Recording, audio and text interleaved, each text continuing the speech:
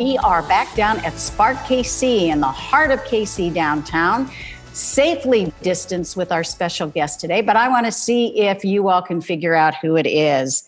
This logo, this Heart KC logo, it's everywhere. If you haven't seen it, then you must be an ostrich with your head in the ground. And we have the creator and the genius behind that. We're welcoming Chase McAnulty, Charlie Hustle. Welcome. We're so glad to have you with us. Thanks for having me, Ruth. Happy to be here. You are the kingpin, the creator, the guru behind the brand of Charlie Hustle, which started back in 2012. Everybody knows you. You're everywhere, all kinds of great apparel, but you're doing some really cool stuff in the community. And we wanted to focus on that and let folks know about what you are doing. Let's start from probably the beginning effort. Sure.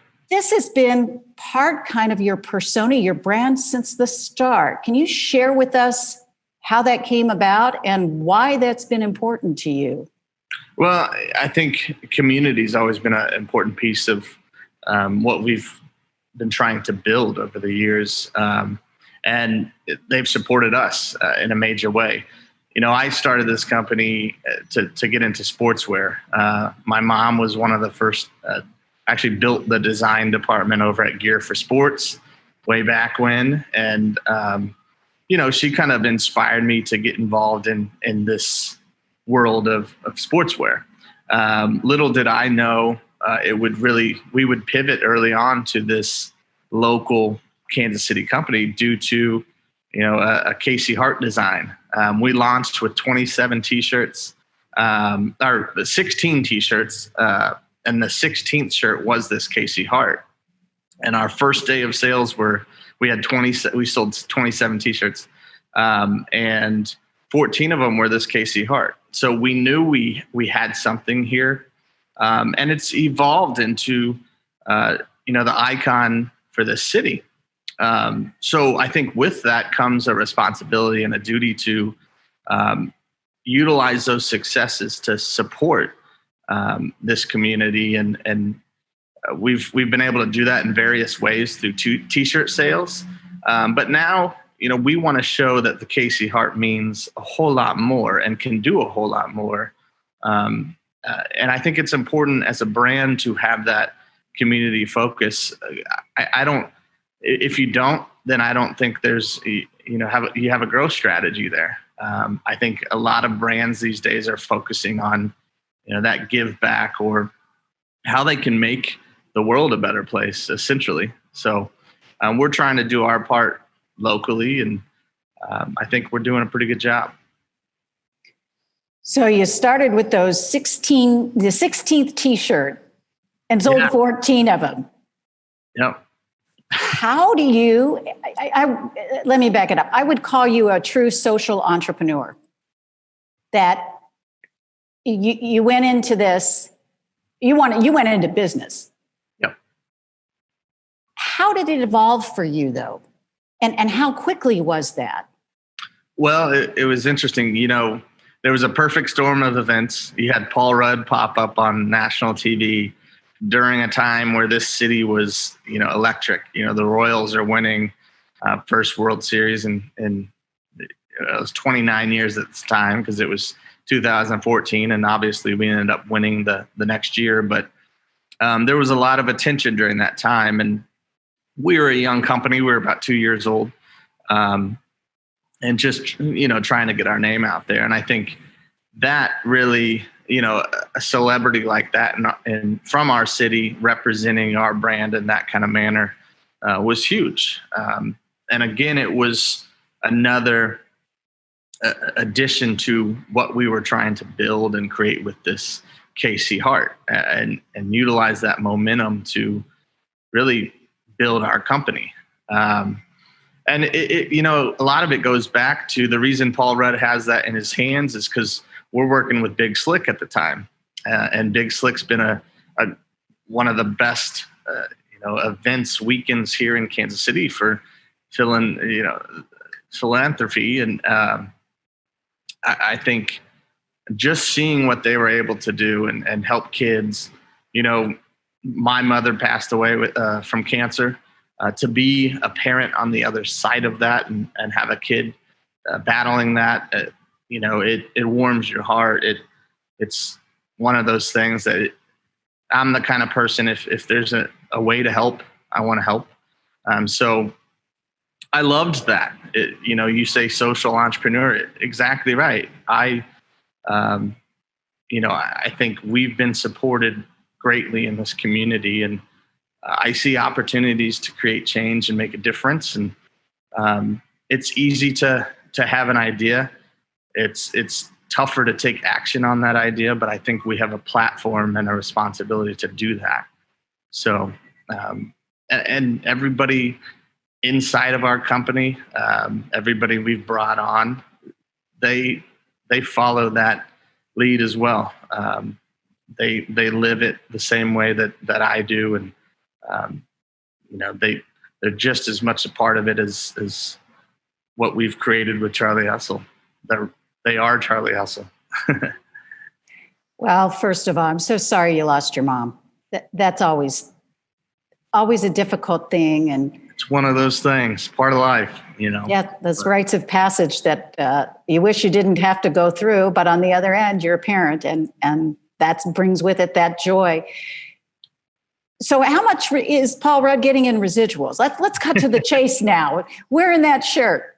Yeah, he just popped up. It was pretty crazy. We actually had a friend that was working on Rob Riggle's set out in LA, and my business partner was close with him. My business partner actually lived in Phoenix at the time, just a close buddy that I went to college with. And, his buddy was able to get T-shirts in all the celebrities' rooms at the hotel. So we lined him up with, 3 different shirts and kind of a care package. And, you never know if they're going to pop up somewhere. And, months later, we had Sudeikis pop up in People magazine. Obviously Paul Rudd popping up during the World Series, and they liked the shirts. And I think that was a testament to what we were creating as a brand, because I wanted that soft fit, vintage kind of feel, but also, graphics that told a story, something interesting. And, I grew up collecting vintage T-shirts. I loved the concert T-shirts or the 1985 Royals T-shirts, whatever it was. They all told a story to me. So I set out to kind of recreate that with Charlie Hustle. And now we've been able to really pivot and turn that into creating things for our city, and celebrating our city in fun ways. All right. So you're this vintage T-shirt collector. What's your favorite? What's the one that's gone through more washings than anybody would want to know? Well, I was a huge Nike addict. Just the story. I think Shoe Dog's probably my favorite book. The Phil Knight story, and I love old Nike. It reminds me of my childhood, and that's again what we set out to create with Charlie Hustle. But how can you remember your childhood? And so the story of Nike and all those things that go into it. It could be a simple Nike logo T-shirt, but there's the fit and the feel and the blue tag in the back. There was something to be said for that. So that was always attractive to me, and still is to this day.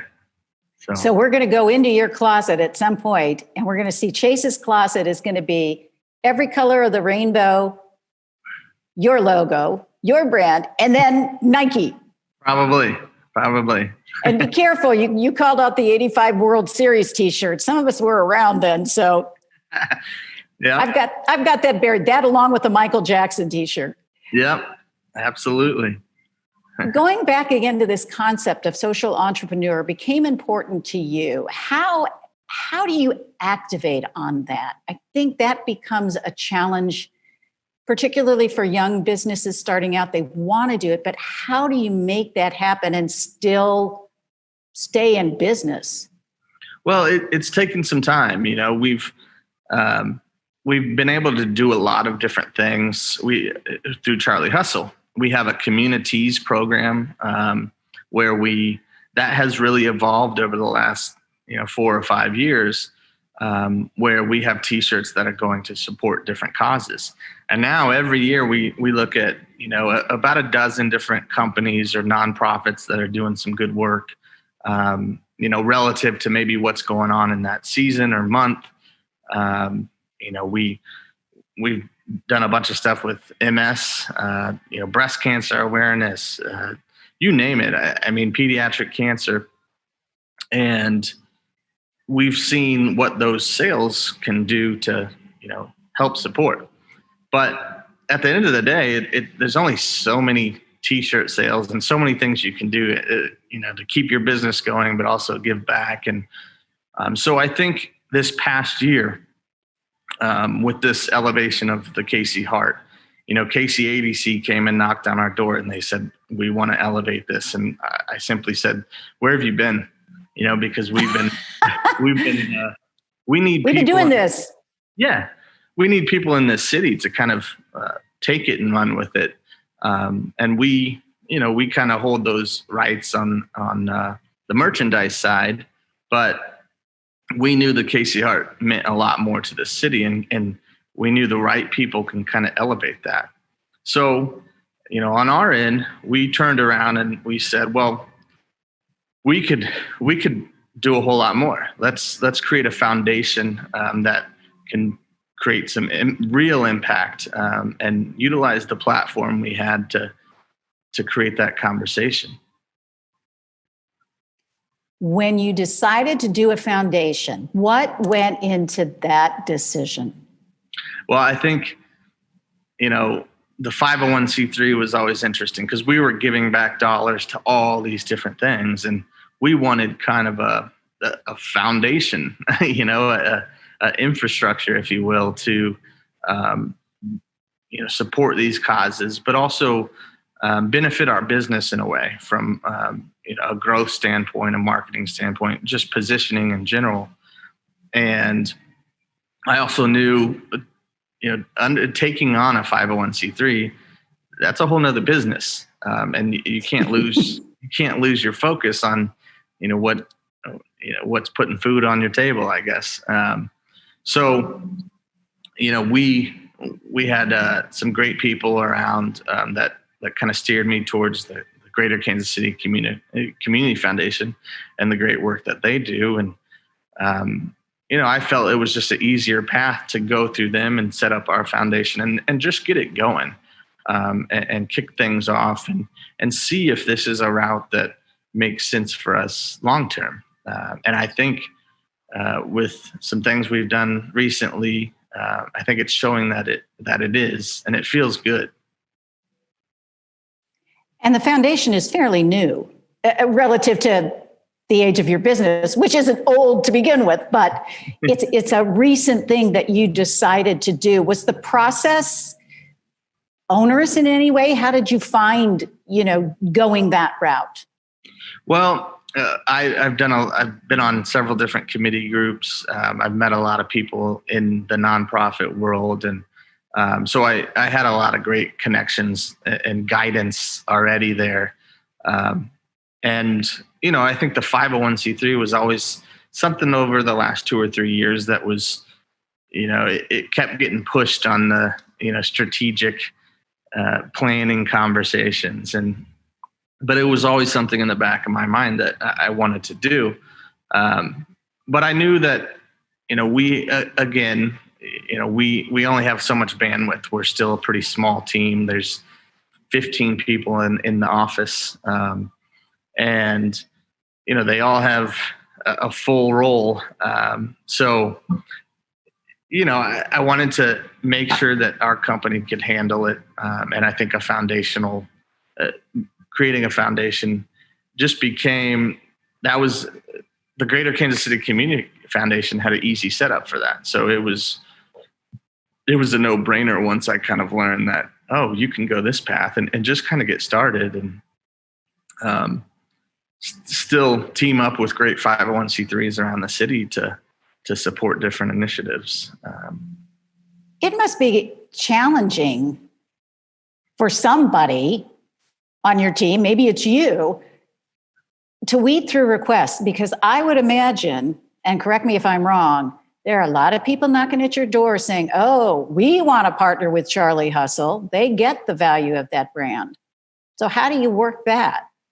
Well, it's been interesting. We used to be the one knocking on people's doors, and so we've been able to really leverage that cool factor, I guess. And I think people have started to respect what we do on the brand and marketing side and the power of the brand. And we've been able to leverage that to do a lot of good. We have a great gal. She's the director of our marketing efforts. She handles a lot of our strategic partnerships. And so a lot of people are knocking on her door. Our leadership team handles different things. But, as far as the foundation goes, that is something that I've taken under my wing. I want, as the CEO or entrepreneur behind the company, it's my job to kind of go build those things and bring them into the mix when they make sense. So the foundation, it was something we started early this year. And we were actually getting ready to create a great program. It was called the Summer Series.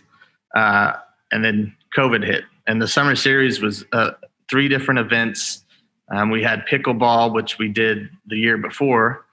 Over at Chicken and Pickle, we had an event called Volley Llama. I love it. Yeah, it was great. We had 30 different celebrities there. Alex Gordon, Dustin Colquitt, Matt Beasler, Graham Zusi, you name it. And they were all, it was kind of an intimate evening to help support Noah's Bandage Project. So pediatric cancer. And, it was great. You had people there, sponsors, you had kids, going through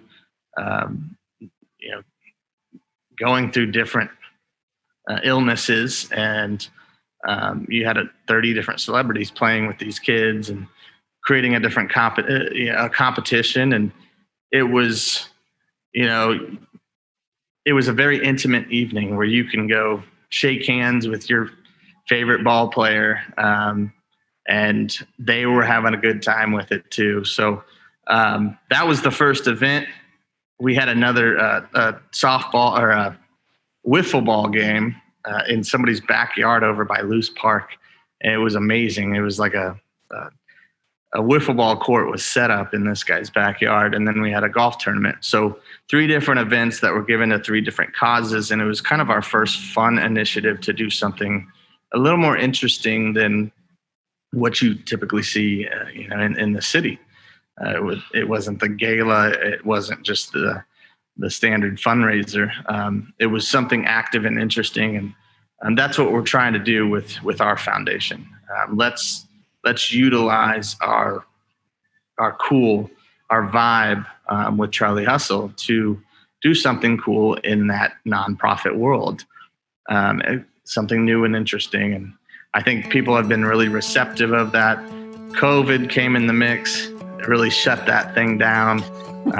So we got into fall, and there was another idea that popped up when I was just kind of taking a break in Omaha, Nebraska at the in-laws. And that's where 1K for KC was formed.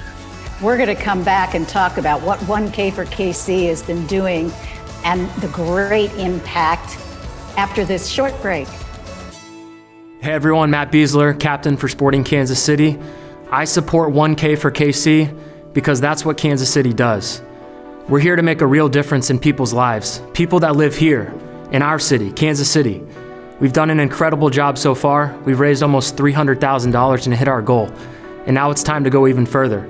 It's time to step up as a city and go above and beyond, and let's see how far we can take this thing. We're making a real difference in people's lives. If you're interested in making a real difference and helping out like so many people from our city have already, go and visit our website, 1kforkc.org. Thank you.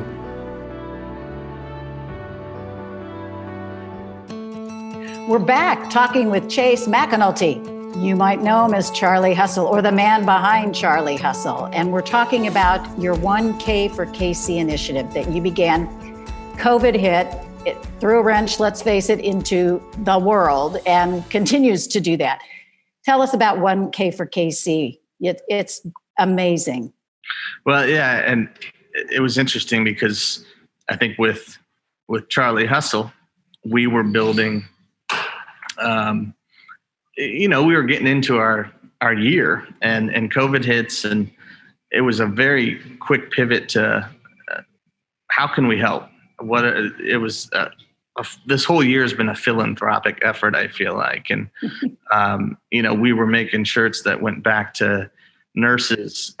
We were making shirts that we provided over 40,000 meals for harvesters.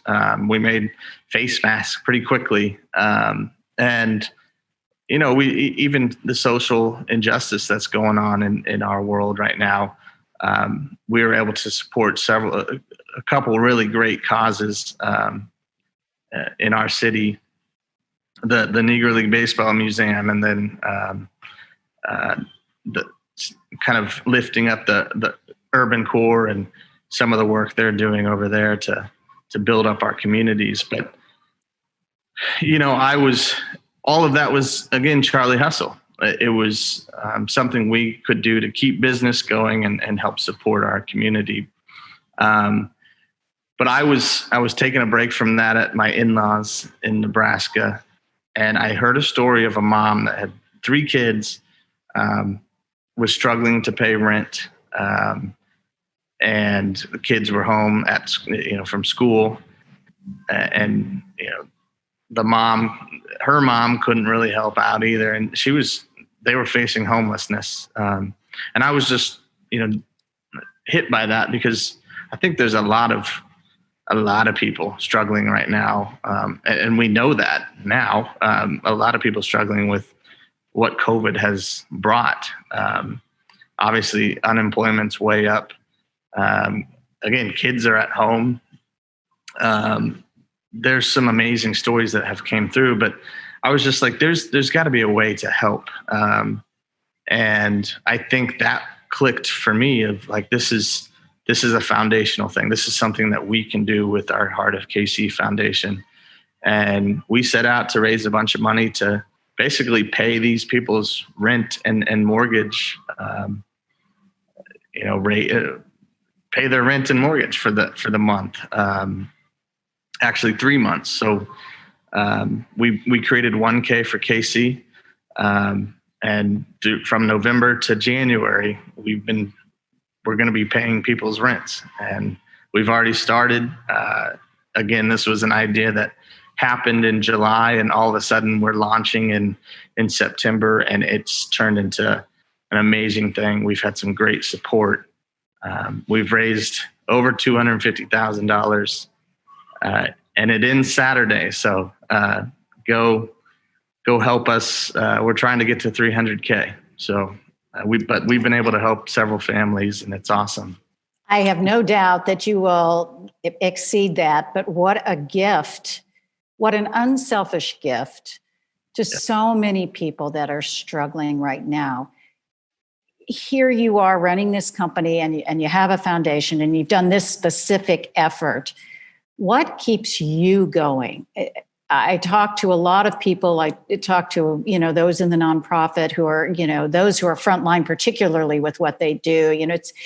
It's like we're getting COVID-itis in a way, COVID fatigue. So how do you, in heading both a business and, this foundation, what keeps you going? How do you keep everything moving forward in a positive way and helping people?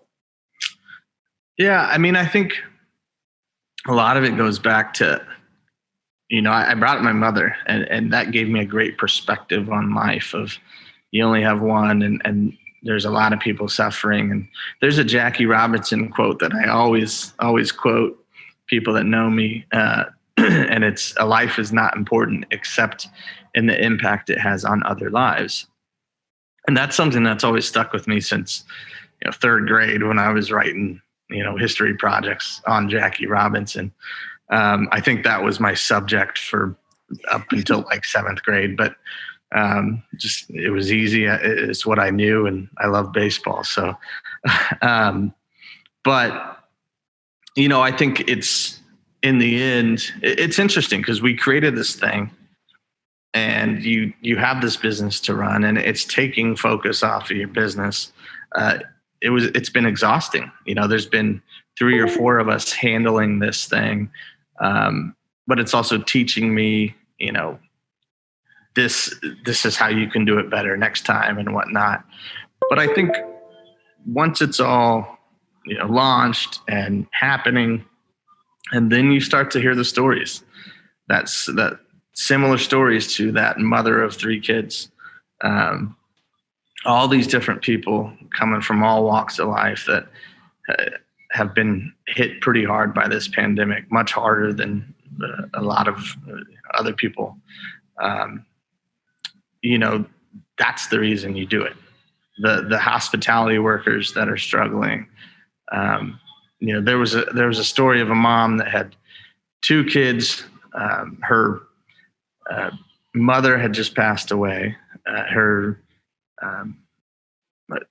The baby daddy had left earlier in the year, and she couldn't work. They're at home.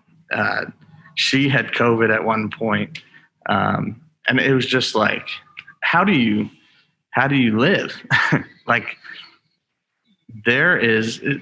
she's going to be out on the streets. We have to fix this. So that's why you do it in the end. Simply put, those stories. Well, we admire you for what you're doing, and you step up to the plate. Where do you go from here? COVID is unfortunately not going away very soon. Yeah. We're into winter months. It's, it'll round the corner and be a year before we know it. What do you have planned that we can all maybe look forward to and keep an eye out in helping you do the amazing work you're doing to help others? Well, there's a even bigger event or campaign happening that I can't quite talk about yet, but darn! We thought we'd have the big reveal. It's a pretty big deal for the city, and there's a lot of community leaders involved in it. But I think 1K for KC has shown that, hey, we do have a platform that can help out. It is working. Let's do more. So, as we go into the strategic planning for 2021, that's going to be a big part of the conversation. And we hope to bring back that summer series and just have a few different things that we can call our own that are different from what you typically see. So it's fun. It's interesting. It's thrilling for me as a young entrepreneur to try different things and just take action and help others. And at the same time, the more you give, the more you get. It's a great reflection on our brand. And, I think it's part of building that trust in the community. And that's why people have supported us, I think. So, any peek into what designs or new things we might see? Obviously, the masks. I mean, this was a birthday gift to me. What a great thing. Yeah, it's amazing that we have been in the mask business this year. That was definitely a curveball that we did not foresee coming, but it's been great for us. And we've donated over 100,000 masks, 40,000 masks to the KC public schools, and, and really using the crowdfunding, platform to, people buy masks, we give masks, so, but a lot of things coming down the pipeline. We've gotten really good at the t-shirt, and I think now we're really expanding our brand into other areas. We have some great fleece this year, but we're opening up the books and really looking at what does our company look like regionally, nationally, while still keeping that heart, if you will, here in Kansas City. Yeah, we want to own that heart. Don't give away our heart. No giving that away. The heart of the Midwest. I mean, now that Paul Rudd and Jason Sudeikis are sporting it, hey, we'll all use that. How can the community engage with you all in furthering what you're doing, in the social, repair work? Yeah. So, I mean, we have great people on our staff that handle different relationships, partnerships. But then, right now, 1kforkc.org is it's happening. It's actually ending Saturday, and or at least we begin the real work of paying people's mortgage and rent. And we already have we've already been making the phone calls to people. And I think changing people's lives, just the messaging that we're getting back, and the gratitude. But you can still go support. Again, we're trying to hit that 300K number. We've had some amazing organizations step up all over the city. The Chiefs, Community America, Dimensional Innovations, Pro Athlete, who just won Small Business of the Year with the KC Chamber. So many organizations have stepped up, and so many people have stepped up, and it's amazing to see the support that we have, and we're thankful. We're grateful for you, Chase. And we're so glad we finally got to sit down and chat, even though we are socially distanced at Spark KC. We want to thank them also for hosting us. And thank you for listening to KC Cares, Kansas City's nonprofit voice. We're produced by Charitable Communications, and we're proudly sponsored by the Ewing Marion Kauffman Foundation. If you'd like to be a guest on KC Cares or underwriting opportunities, you can visit our website, kccaresonline.org, and spread the love. Find us on Facebook and Twitter. There you go, at KC Cares Radio, and on Instagram at KC Cares Online. Thank you for listening to KC Cares. Find a Heart KC shirt.